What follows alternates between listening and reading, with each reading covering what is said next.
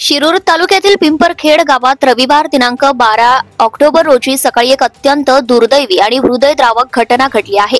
भर दिवसा बिबट्याने केलेल्या अचानक हल्ल्यात शिवन्या शैलेश बोंबे या 5.5 वर्षाच्या लहान मुलीचा मृत्यू झाला आहे। ही घटना सकाळी 9:15च्या सुमारास घडली असून यामुळे संपूर्ण पिंपरखेड आणि परिसरातील नागरिकांमध्ये मोठी दहशत पसरली आहे। बिबट्याच्या वाढत्या हल्ल्यांमुळे नागरिकांचं जीवन धोक्यात आलं असून वन विभागाने या हिंस्त्र पशुचा त्वरित बंदोबस्त करावा अशी तीव्र मागणी आता जोर धरू लागली आहे। पिंपरखेड येथील शेतकरी अरुण देवराम बोंबे यांच्या घरामागे त्यांच्या शेतात जेसीबीचं काम चालू होते।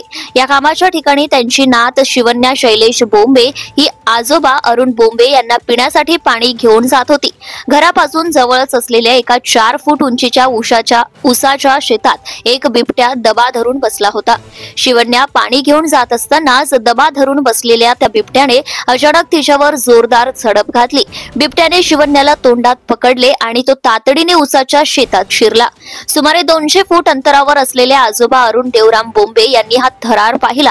आपल्या चिमुकल्या नातीवर बिबट्याने हल्ला केल्याचं पाहताच क्षणाचाही विलंब न लावता ते जीवाच्या आकांताने बिबट्याच्या दिशेने धावले।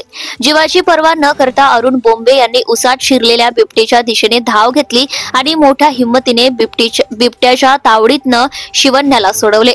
बिबट्याच्या हल्ल्यात शिवन्या गंभीर जखमी झाली होती। तिला तातडीने उपचारासाठी मंचर येथील उपजिल्हा रुग्णालयात दाखल करण्यात आले। मात्र दुर्दैवाने उपचारापूर्वीच तिचा मृत्यू झाल्याचं डॉक्टरांनी घोषित केले। या घटनेमुळे बोंबे कुटुंबावर मात्र दुःखाचा डोंगर कोसळला आहे। या घटनेची माहिती मिळताच परिसरातील नागरिकांनी रुग्णालयात मोठी गर्दी केली होती।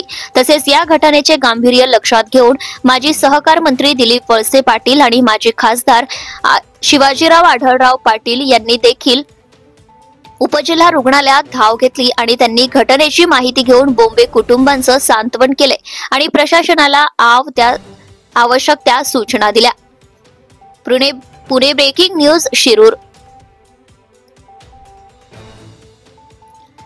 पिंपरखेड आणि जांबूत या साधारण 10 किलोमीटरच्या परिसरात बिबट्याच्या हल्ल्यात मनुष्यहानी झाल्याची ही 7वी घटना आहे।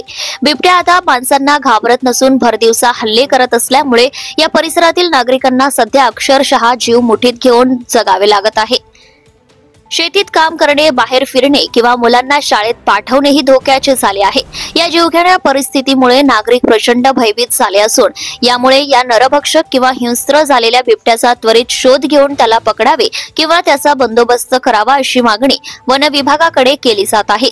बिबट्यांच्या सततच्या हल्ल्यामुळे वन विभागाच्या कार्यक्षमतेवरही प्रश्नचिन्ह निर्माण झालंय। नागरिकांमध्ये संतापाचे वातावरण असून प्रशासनाने या गंभीर समस्येवर त्वरित लक्ष देणे गरजेचे आहे। Subscribe now and press the bell icon. Never miss an update.